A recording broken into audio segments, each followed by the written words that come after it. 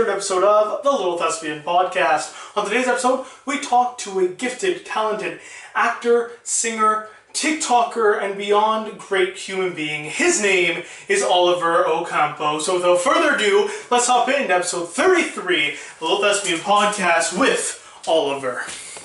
Hello, ladies and gentlemen, and welcome to the 33rd episode of the Little Thespian Podcast. This is an episode I've been waiting for. Ladies and gentlemen, we have a great actor, singer, TikToker, and all-around great human being. His name is Oliver Ocampo. How are you, bud? It's been a while, but I'm so glad to have you on. Guys, me too. Thank you for having me. And just for, I know for future references, I'm going to walk back on this.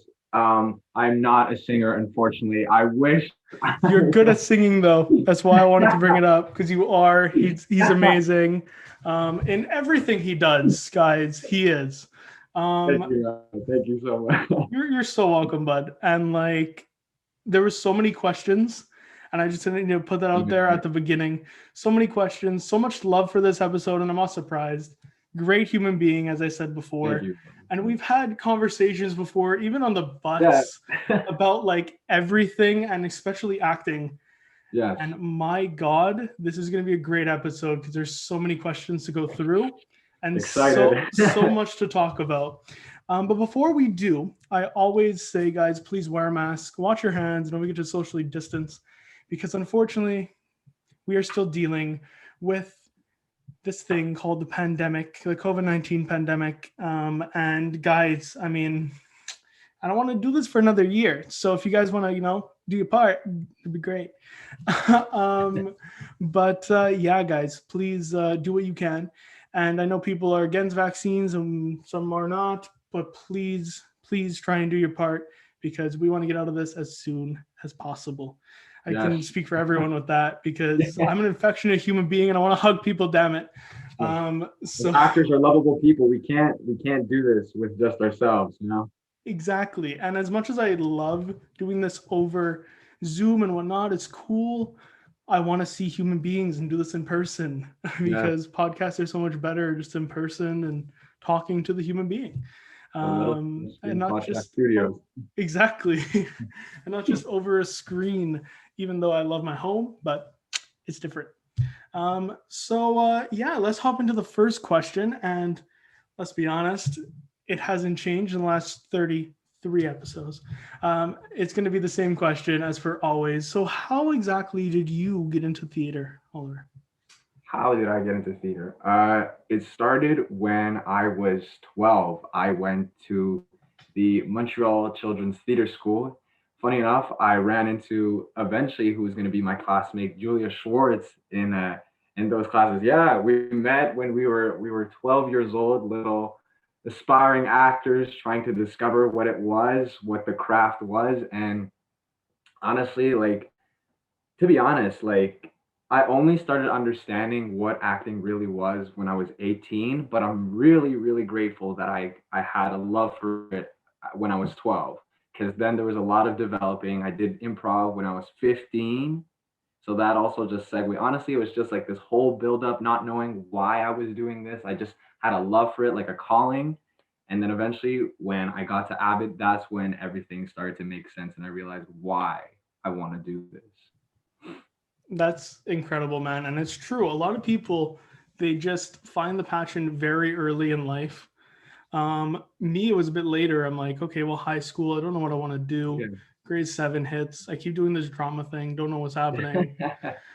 And then It's Stratford fun. comes. Exactly. It's Stratford fun. comes, and I'm like, okay, no, I found it. And it's usually just that either one show or that one experience. And that's crazy about Julia. Like, what are the chances, Yeah. right?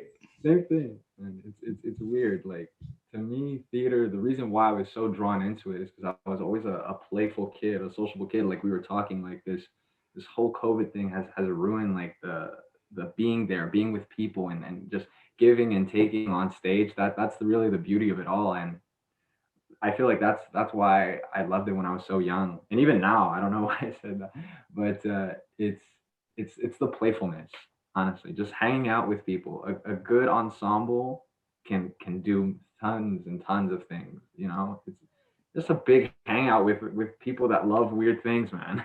Exactly. And like that's the thing that I feel like a lot of actors are missing that do theater is because from its like beginning, it was meant to be shared experience in a place. Yeah. And now you're kind of doing it film wise and it's kind of very odd, right? Because it's a mixture. It's some sort of different experience when you do it. Yeah. But yeah, man, the ensemble is such an important part, and I keep talking about it.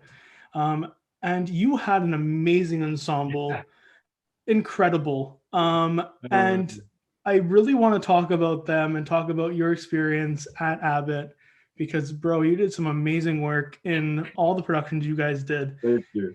especially this first one, which I'm going to start from the end and go back to the beginning. The same Yeah. thing I did with Emilio because there's just the foundation you guys had even from the beginning and then where it came to be was incredible. So I want to talk first about Peter and the Starcatcher because you Big played Peter the Pan. main role, the title role of Peter. So how was doing that, bud? Because my God, that production was incredible. It was honestly a dream come true. Peter Pan is one of my favorite Disney movies. Even Peter Pan as a character, he's just so lively. He reminds me of myself. And not to toot my own horn here, but a lot of people were saying that just like the playfulness of who Peter Pan is, just like this boy who chooses not to grow up is Oliver. I'm just like right now I'm 21. I'm basically an adult, but it doesn't feel like that. I always keep my child spirit alive, and I feel like it was the role that I was born to play. And to be honest, it was just so crazy to share it with so many people. Like Emilio said this on his episode, but just like the sheer noise and ambience that was in the audience, it was a spectacle. And to be honest, like I did not, when I started out, I did not think I was gonna get a role like that. I started, like I said, I didn't know why I was doing theater. To me, I was just very over the top, like a performer in a bad way, you know. And speaking of about the ensemble, they were the ones that really like humbled me and put me together. Because at first, I just came into theater uh, super like with high egos, high ambitions, which wasn't a bad thing, but it's just like I thought I was already there, you know? But theater is all about the journey, you know, discovering things. You're never ever there, you know? You always learn new things all the time. And I always owe this to my ensemble. They were the ones that kind of kept me on the right path because coming from a place where I thought I was all that, and it was just like very, very negative energy on my part. I feel like I was kind of a bit of the asshole in the ensemble. But that's the thing. My problem was I wasn't that type of person. I just came into to like that. So having the 3 years at Abbott, I learned a lot about myself and learned that I didn't want to be that person that I started off. So when I got to Peter and the Starcatcher, it was just like this is what theater's all about. It's the fun. It's sharing with people, man. Like having to work with Jeremy Lewis as Stash. Those scenes that we did together. That was a hoot. It was the thing that I was always looking for. I wasn't even looking forward to my scenes. I was looking forward to his scenes to be able to do that exchange with him. And not only that, but with Amy, Vince, and Sam. They were my homies. They were the boys. They were the Lost Boys. With that was also such a playful experience with them and just to joke around. And obviously, I can't forget my Delia, my Tara, my Lorianne. Those were my Mollies. Those were the Wendy Peter Pan dynamic that everybody loves to see. That the love story that people forget to talk about a Peter Pan. It is a playfulness, but it is somewhat of a love story. So to have all of that wrapped into a show is just a spectacular thing that unfortunately we didn't get to do stage door, but I can say that I am very happy that at least I got to end my Abbott run with that show. Honestly, to top it all off, I feel like it was like meant to be. Honestly, It really was. And like, bro, incredible.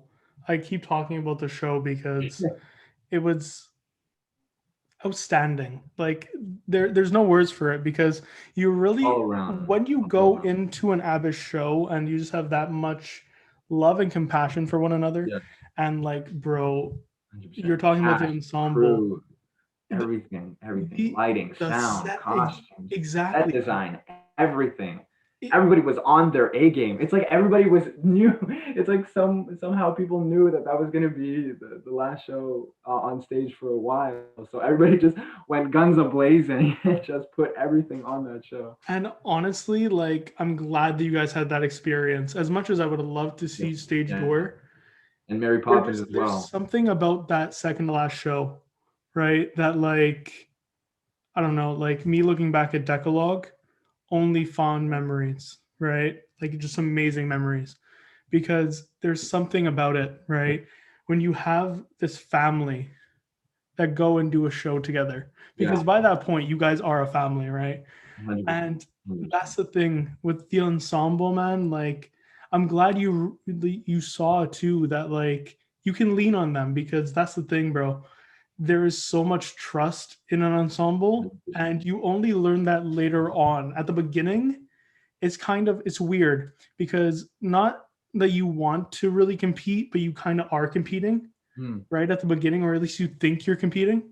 Yeah. Later on, it becomes Like more there of is no competition after all. Like you exactly. enter here and you try to be the best, and I feel like that's what my first year was, me trying to prove myself that I am the best. But then second year was realizing like there's nothing to prove. You're all alone within your careers when you leave theater school.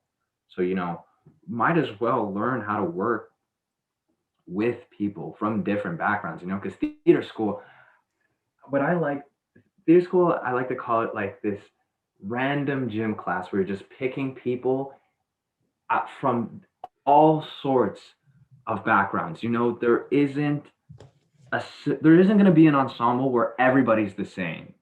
You're going to have people you love, people you hate, people you're going to learn to hate, people you're going to learn to love. You know, but honestly, you wouldn't want it any other way. It's a fruit salad of people, and you're going to learn something of yourself, of them throughout the whole experience. So you need all those elements. You know. And like some people would find it like scary going in, right? Because it seems daunting at the beginning, right? You walk in and they usually, or at least at Abbott, they put you in this huge circle and they ask, okay, what exactly, why are you here and whatnot. And you don't rehearse that type of stuff, right? You're Yeah. like, I'm gonna go, we're gonna have a great time. And then it's like, okay, we're asking you questions about your entire life. Right. Um, but some people would find it jarring what we do. And Mm. like this is why I ask on every episode for words of wisdom for people. Because bro, the amount of people that are scared to jump into the arts, there are so many people. And like I even got a couple messages yesterday or the day before, and people are like, well, why do you ask this? Well, it's Yeah. because a lot of people, okay, in theater, Just need right, fun. out of every art, they're scared of theater. Mhm. And it's simply because vulnerability is a huge thing, Yeah. especially in theater. Yeah. Um, I- but yeah, that's why I ask. So I definitely want to get your words of wisdom for this episode. for well, first off, for vulnerability, I can say firsthand, I was scared of it too. I didn't want to cry in front of my ensemble, and I did. I'm glad I did. Has you don't want to seem weak. It's this whole, especially for me, it was a masculinity thing. Then you realize that it's like none of that matters. You're there to do the work. You're there to tell stories, and you can't just tell stories with one side of emotions. You need the whole spectrum.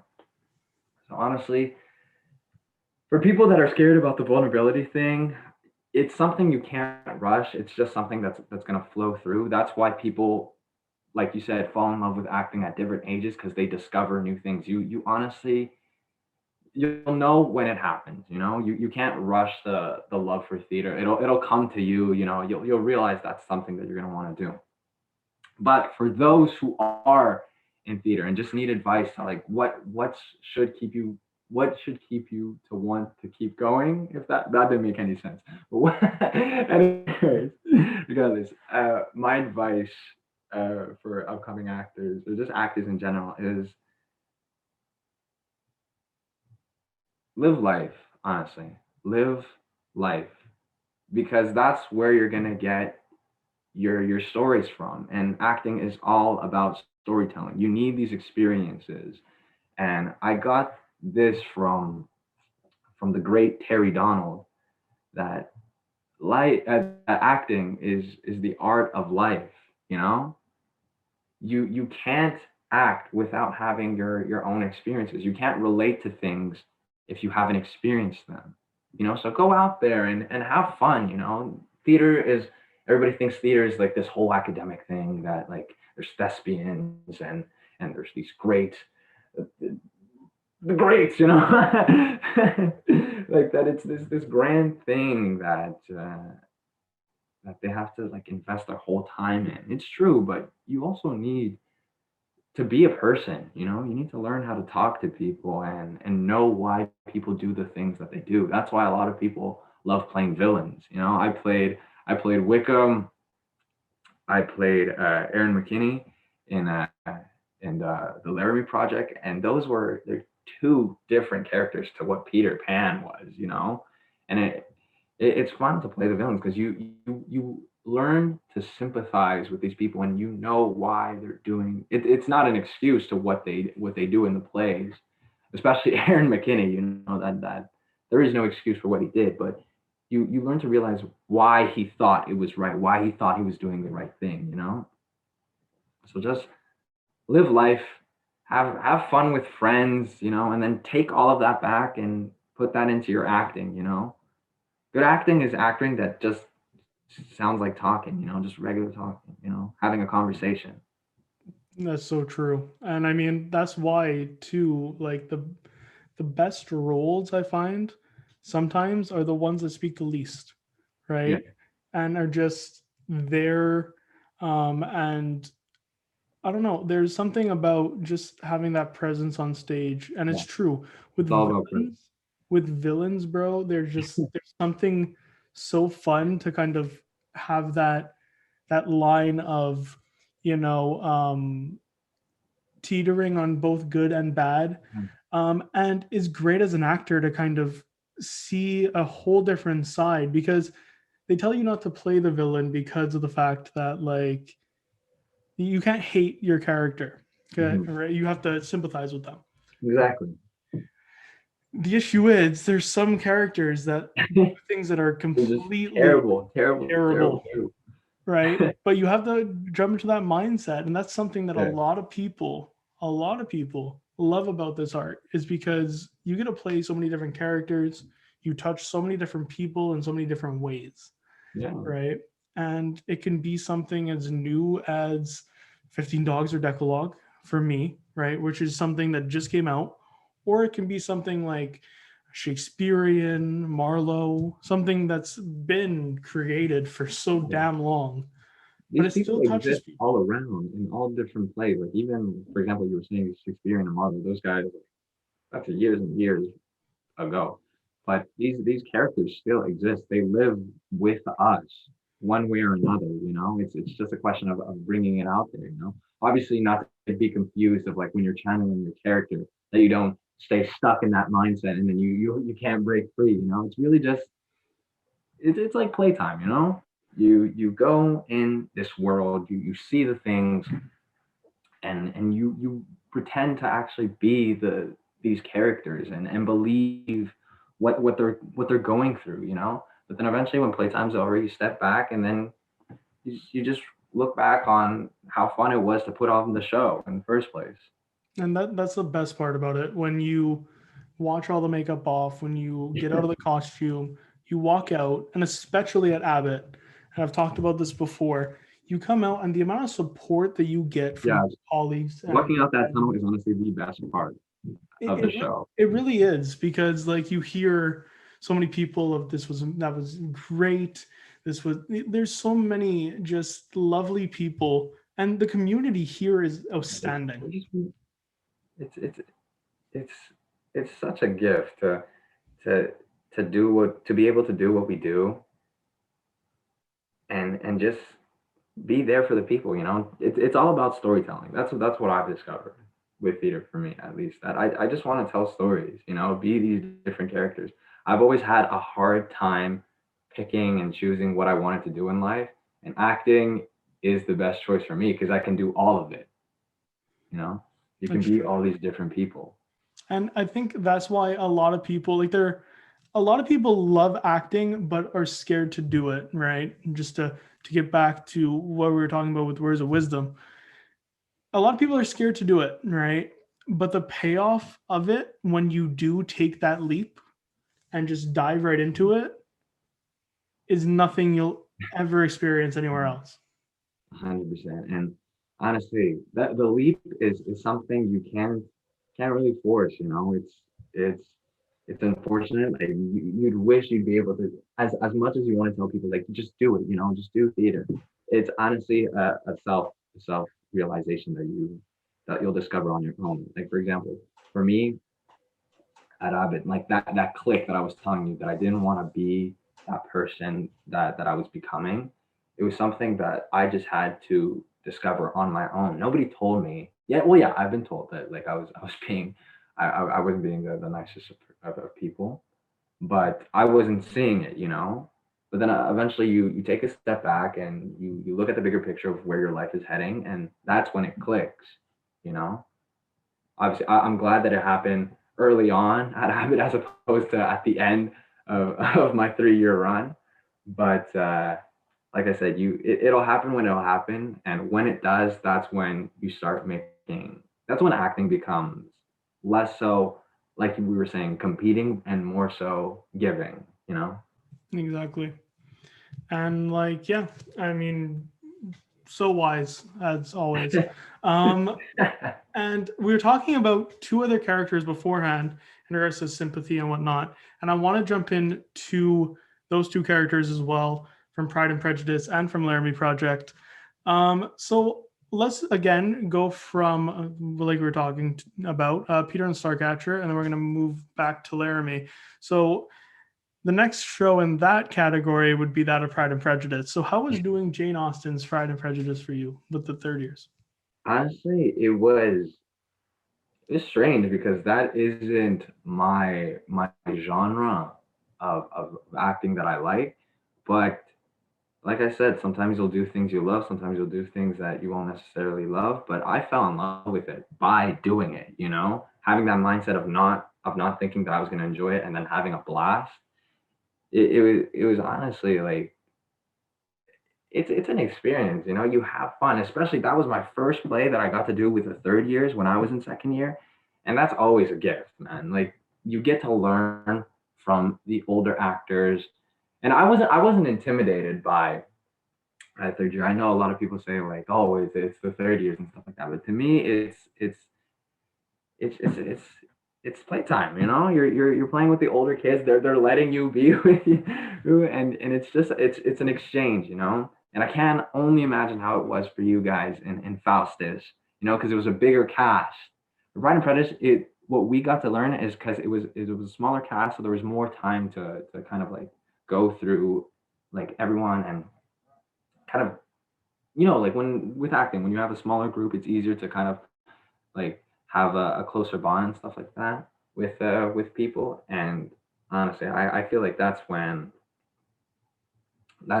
I started like opening my ears more for the advice because you guys were the graduating year, you know, when we did it.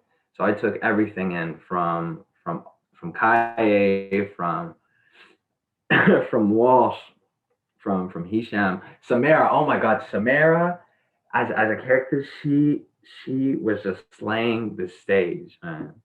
You know, that was amazing. And like we were saying, like uh, she only showed up near the end, but every time she showed up, her her presence was just so impactful, 100%. And So, like, or for example, Victoria as well. She just she was like the weirder sister amongst the Bennets, but people loved her. They ate her up 100% all the time, playing at the piano and whatnot, and just her walk off stage. She was just a comedic genius. and like, bro, that's the thing. Like I was saying, there's something also about being off stage and like you hearing everything that's happening, and Yeah. some people might find that like very terrifying, right? That like, okay, I'm just being like thrown into this, very cold. The show has already happened, most of it, you know what I mean? But that's the thing, like you learn to kind of just always be on, right? Mhm. Especially with acting, there has to be not like just a playful side to you, But you're ready to and go. you're There's ready to go. full Like, action time. bro, I remember because it was a minimalistic set, we had to bring in the things, you know?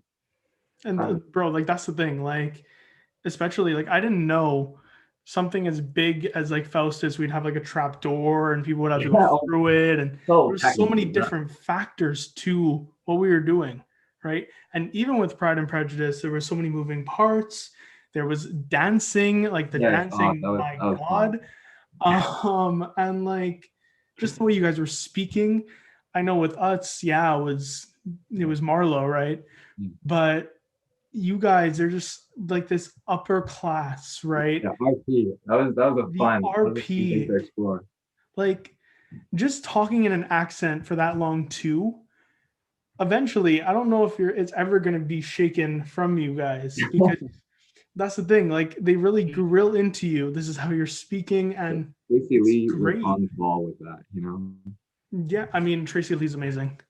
And I mean that show, man, just incredible. And to talk about third years and second years and all that, we did have a bigger cast in Faustus, but I think that really lent to the whole family aspect that we were talking about.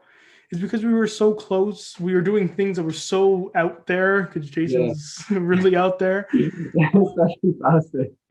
So like we kind of needed to just form that connection. And my God, like as much as you guys learn from us, we definitely learn from you guys. I can tell you that now. I mean, just the passion that comes through the second years, like it reminds us of when we were there, right? With the Yeah. first show that we did. And yeah, it's amazing. And I can only imagine with you and Pride because again, you had a smaller cast, so it was more of an intimate setting. Yeah, 100%. There's more of an intimacy, and it it kind of upsets me in a way when you say that to be able to see the second years and see yourself. I feel it's so unfortunate that we weren't able to do that with Stage Door, because the first years when we were in second year, like those guys were nuts. You know, it would have been an experience of its own as well to be able to stay to share the stage with them. But you know, acting things come and go. It's in the Raptures now. And that's the thing too, like it's also gonna change too with every ensemble that you do get with Yeah, theater, right? Like, yes, you guys have done it for 3 years and you guys are so connected. That will always be your ensemble. yeah, But you're also gonna have those younger actors that are still gonna look up to you in the real world, right? Not just yeah. in Not just at Abbott. between four walls. Exactly. And I mean, that's a great segue to talk about your ensemble, and I love that you guys share. Then to go back and hop in to Laramie Project, where it Yeah, all started. Excuse me, because my God, that production had me in tears. We are talking about really, tears before. really. Incredible. And it's sad, the story. It's very sad that it's verbatim and that actually exists. That actually is a thing. But you guys played it phenomenally in the studio. Man, it's like I'm saying, acting to get on a more darker tone, acting also has the uglies. You know, it was a beautiful play, but the story behind it was just it's atrocious, man.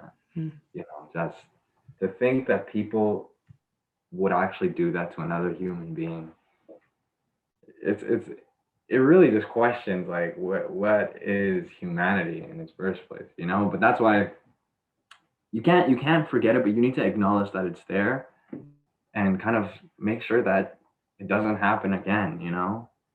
But it's always a refreshing thing to know, because everybody thinks of theater like it's it's it's fairies, it's this whole spectacle, you know. It's beautiful, it's grand and stuff like that. But once you get into the nitty gritty, like humans and acting on its own, it's they mirror each other, you know? People go to theater to forget about life, but sometimes theater, when it shows what is actually going on, that really hits hard. You know, people aren't expecting it. And that's what I love so much. Like just the reaction with the audience. Because when we did this in the Black Box studio, it it it really felt like they were in the show with us, you know? Especially in the trial scenes, that was my favorite thing, because I didn't have many lines, so I kind of got to look around, and it actually felt like a courtroom. You know, you had the courtroom on stage in the studio floor, but even in front, like the rows, the chairs, they're just looking down on you. You know, they're kind of experiencing it with you. You know, that they're like, oh my god, this guy did this. You know, it's it's crazy what you can do with so minimal stuff. Bro, that's yeah. Especially in that intimate setting, right? With Laramie Project and like you said, the trial, man, and just like looking up, I can only imagine your point of view Yeah. for that, especially with the character you were playing, where everyone's looking at you and holy shit, this man did it. Yeah, you walk out with the orange jumpsuit, and then you're like, what the fuck did I just do? Exactly. Yeah, There's just again, there's nothing like that feeling, especially when you're that like when you're in character and you actually like see from the character's point of view, and especially like bro, you have like everyone else is wearing, like some good nice clothing, and then you come out in an orange jumpsuit. There's just something you about know, the presence of that. something's up. There's something messed up in that guy's And like bro, that's and it was so minimalistic with the stuff that you guys were like actually using, right? head. Yeah, Table, you had like the signs and whatnot. and then you have just this presence that comes out in an orange jumpsuit. You could hear a needle drop in that room, man. And like, Quiet. I feel like Not that's even a exactly what fluff. would happen in a trial too, Yeah. right? Or you'd hear like everyone speaking, Yeah. right? But just, okay, we need to hear what this man's done. There's something about just that power in that, and like the power of change, hopefully, because we were talking about like, so it never happens again. That's why history exists. That's why we learn Yeah. history, so we don't repeat it, right? And especially in Laramie Project, hopefully is something that people, like I said to Emilio, it's a show that needs to always be told, Yeah. because I mean, it's one of those impactful shows that like everyone needs to hear. The message is always important, you know. There's always going to be idiots out there, but not to say that with this show that they're all going to disappear right away, but if every day there's one less person that's doing something stupid out there, that's realizing like, oh, my actions do have consequences, or it does have impact on other people, we're doing the good thing. You know, let's just keep doing it. Theater's just one of those things that'll never die. And You thank know? God. Because, bro, the amount of stories, like we were talking about before, the amount of stories that are told in theater, and the amount of things that like go over your head, but then you remember that thing, and then it eventually you figure out the story and the plot and the reason why the story has been told. Um, Yeah. there's something just incredible about that, and it can change people for the better. I've said a while back that theater heals. It might not do it physically, but it definitely doesn't mentally, because there are things that you know try and push back, and theater just brings stuff out of you Yeah. in a good way, in a Whether you cathartic way. like it or not, it will happen. You know, that's the thing. It's all about the leap, the letting go. You know, Exactly. because like you're saying, the pay after it is so rewarding. You know, you think back and you're like, why wasn't I doing this before? Exactly. And like, yeah, I mean, just so wise, guys. I told you that before. But I actually want to talk about where a lot of people had questions. I have a list of people of which I'll put here because there's a bunch of people. So let it go. Exactly. Thank you. And yeah, well, that seems like enough time roughly for the credit story roll. But a lot of people actually wanted to ask about TikTok because my God, man, TikTok star over here. So a lot of people wanted to talk about how TikTok came to be, what sparked the passion, and when did you start using the platform and seeing how amazing it became for you? I started using the platform October 1st, 2020. I had just passed the whole summer doing nothing, you know, not doing any theater whatsoever, no acting. And I was missing it. I wanted to do something. I didn't just want to stay home and do nothing and let all my theater knowledge, my acting knowledge just go to waste, you know, like I wanted to do acting, you know. And obviously, with that being said, not being able to see people, I had to adapt and I had to play all the characters, you know? So I've already had from high school, I did a short film. I think so. I already had experience with editing and just like what works on camera, but I've never done it with a phone, you know? And TikTok was all about doing it on your phone. You know, it's the first platform that you see that you're filming uh, vertically. You know, everything's horizontally. You know, you just watch it like that on TV. Even this chat right now is horizontally on TV, in movies and stuff like that. So it was a lot of adapting to do.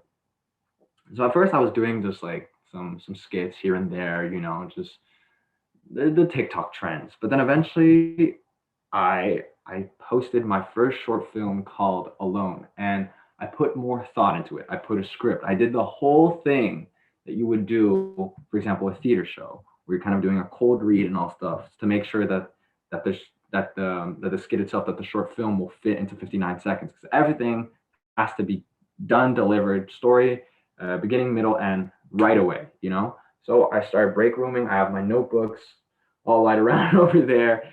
You just write your script and I would do a cold read within myself because obviously I'm the only actor there. I'm the only cast.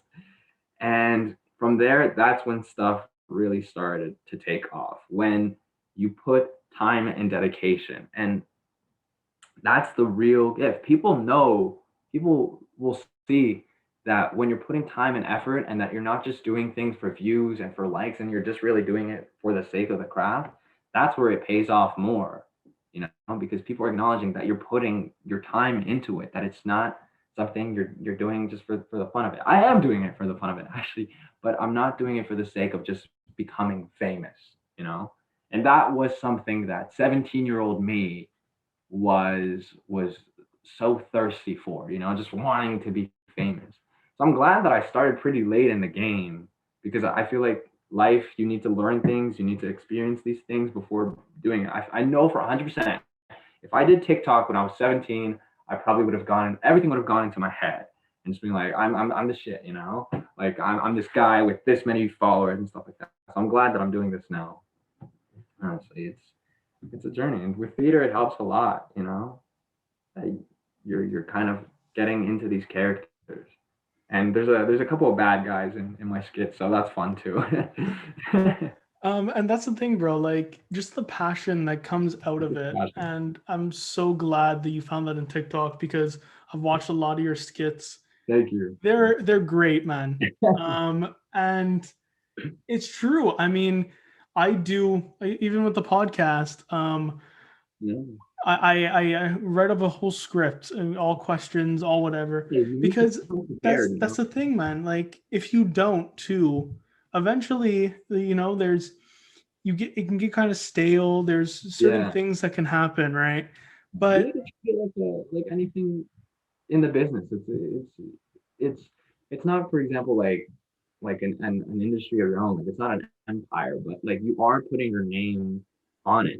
Like when you think about the Little Thespian Podcast, you think about Matthew Crandall, and like if you're putting time to organize each and every episode, people will notice that, and people will know that you mean business and that you care about it, that you're not just like going into it and like, okay, what are we gonna do today, type thing. Exactly. And I admire this show so much, so it's such an honor to be here, man. Thank you so much, man. Thank you. And like that's the thing, like especially with something like this and like a podcast, usually it's just sit talk, right? But that's the thing, like after a certain amount of episodes, like we're on 33, man. It's so crazy that we're here. Not that I had any doubt that we would be, because I mean I love doing this, but that's the thing, like there's something about it, man, that like you write the script, you write whatnot, and then you just talk over Zoom, over hopefully in person soon.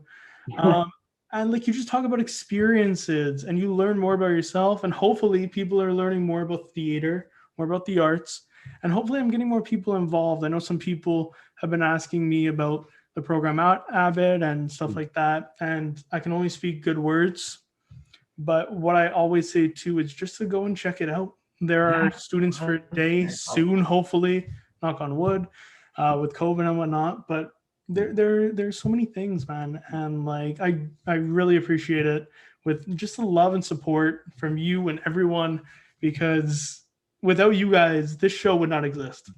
I would have left it a long time ago. Doesn't exist either, man. We need everybody. Let's give a big shout out to Matthew Crandall, the man, the myth, the legend that's organizing all of this. Thank you, Matthew. You don't understand, man. It's fun to have all these guests on, but without you, this show doesn't exist. So thank you, man. Honestly, thanks. It means the world. And like I'm hoping also, because a lot of you guys have also been asking for more teachers, and I'm hoping to get more for the summer. Because I mean you guys loved the Andy episode, loved the Alicia episode. We learned from them. They are the brains that we picked. Exactly. And like, I would love to rehab them on, because bro, like the amount of an hour is not enough. An hour is not enough. That's why people have been asking for Terry, because Terry's been home. Wise man. He's been wise man. But an hour is not enough with Terry. Be dedicated to his quotes, man. His wise words of wisdom, man. Dude, I would need like a 24-hour episode. And that's not even going to scratch the surface. Because I mean the amount of wisdom these teachers have. And if you guys have any suggestions, because I know you guys have been sending some suggestions and it tends to be the same people, but if you guys have any suggestions, please DM me or on YouTube here. Why not? Hopefully we can get them on. Um, I actually have two more questions. Unfortunately, I would love to keep going, but it's always No problem. amazing. No problem. Always amazing. Um, but the second to last question is, how do you see yourself playing out after the pandemic now? After the pandemic, honestly, I would still keep TikTok around. It's something that was just so fun to do. It's something that demands a lot of free time, and considering that quarantine has taken a lot of it, like has opened it up actually. I've been just taking advantage of it and just shooting around as much as I can.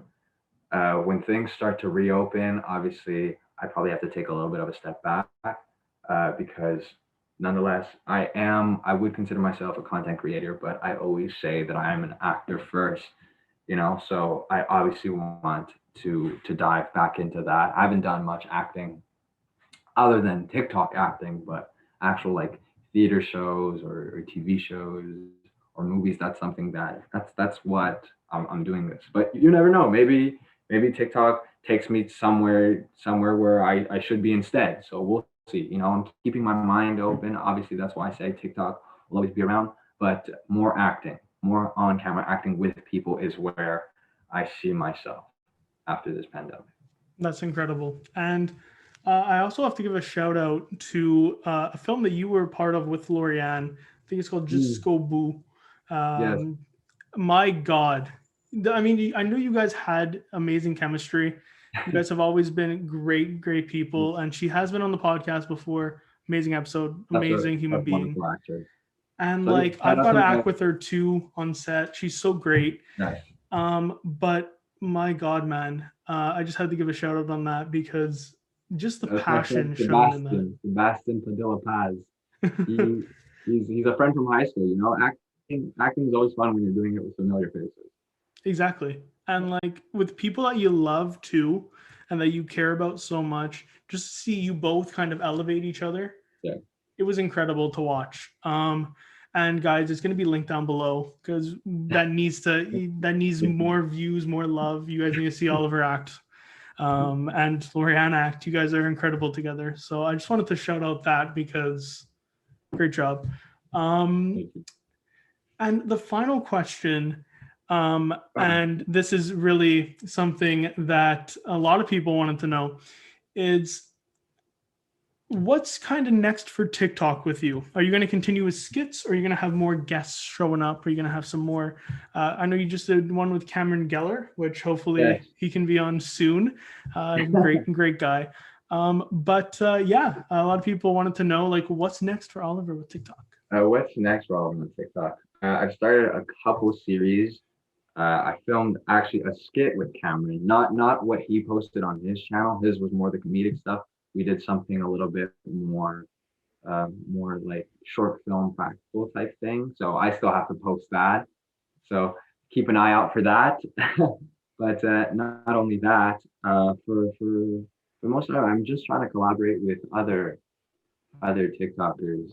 I'm open to see what people have to put out there, and I want to be a part of it too. And I just want to share the dinner table, see what we can do.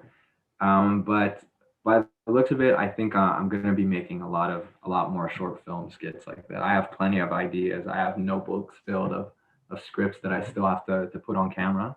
So yeah, there's still a lot more to do. What you're seeing right now is just the beginning. There's I can only imagine what's going to happen 6 months from now or a year from now.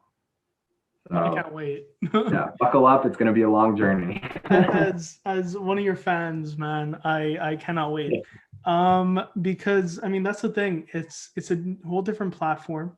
Yeah. Many actors now are getting into it, and I feel like you sparked love in me. I know you sparked love in Emilio for TikTok. There's so many people that like never thought of it as a platform for actors, but it's the perfect It's, thing for an it's actor. amazing, There are plenty of actors that are on there because something that people forget is as an actor, yes, you take your lines, somebody else wrote them, but you have entire control of writing your own things. Acting, yes, like you're channeling things for a character that's already written, but with that energy, with that mindset, you can come up with your own stuff, and that's where you flourish the most because it's your creation.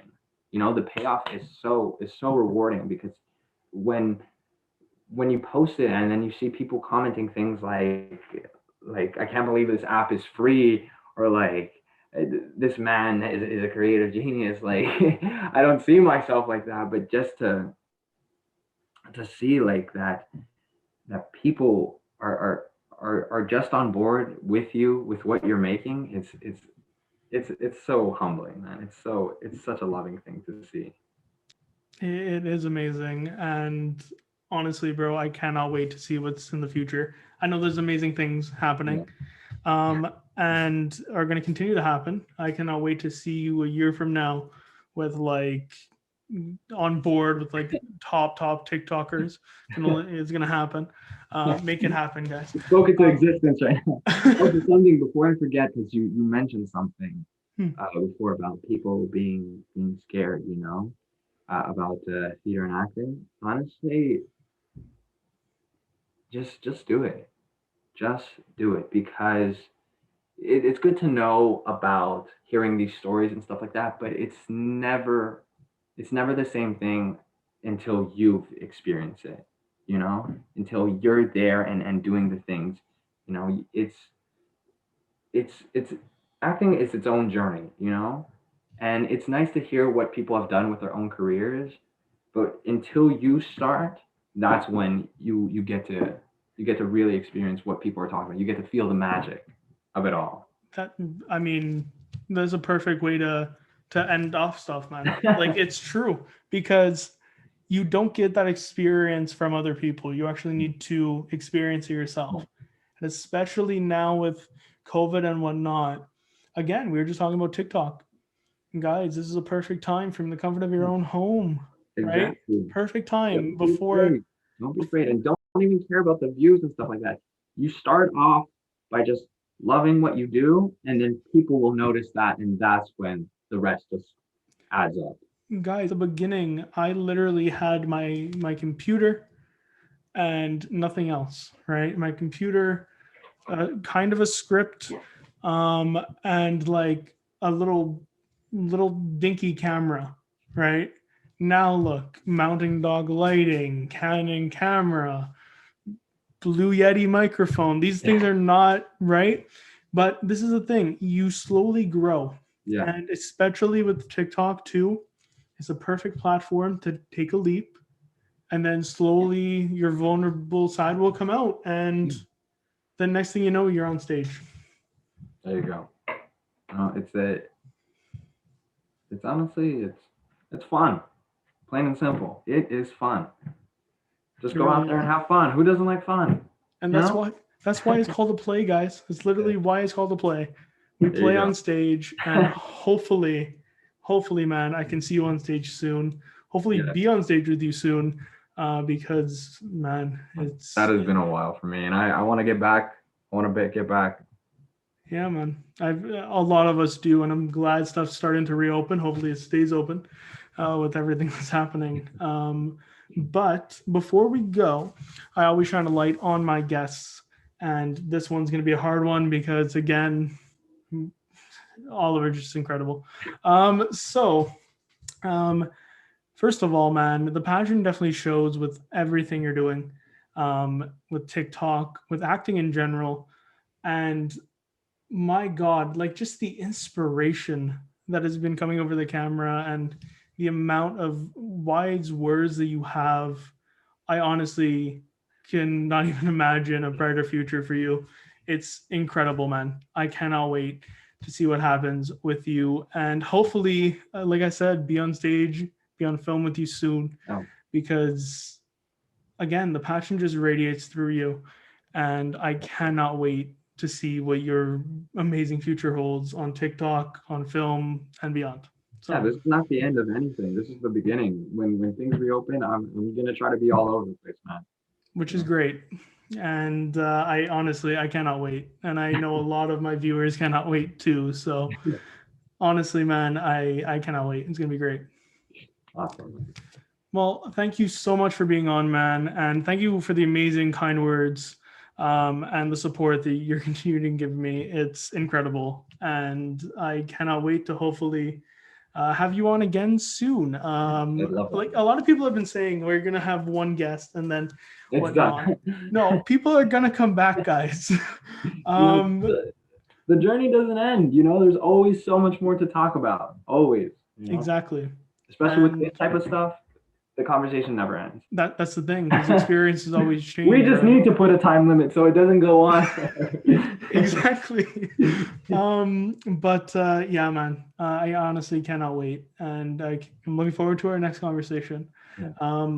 But as for right now, unfortunately, guys, this is the end of the Little Thespian Podcast. If you guys like this, don't forget to like, comment, and subscribe. Oh, and always there's a link down below with the audio version alone. But thank you guys for watching. Bye, Oliver. I'll see you guys soon. Bye. The lights are off. The curtain has fallen. And it's time to say goodbye.